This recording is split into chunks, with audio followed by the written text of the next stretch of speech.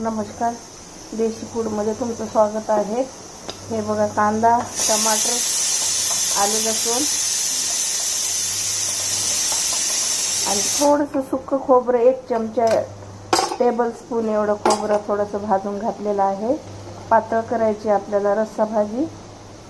मटरची धना powder,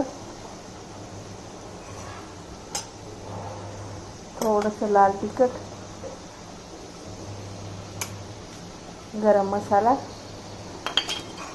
mix करून घेऊया। मी मटर अलग उकडायला ठेवले।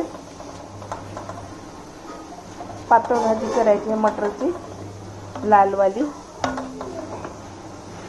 मीठ घालूया स्वादानुसार, थोडीशी हळद।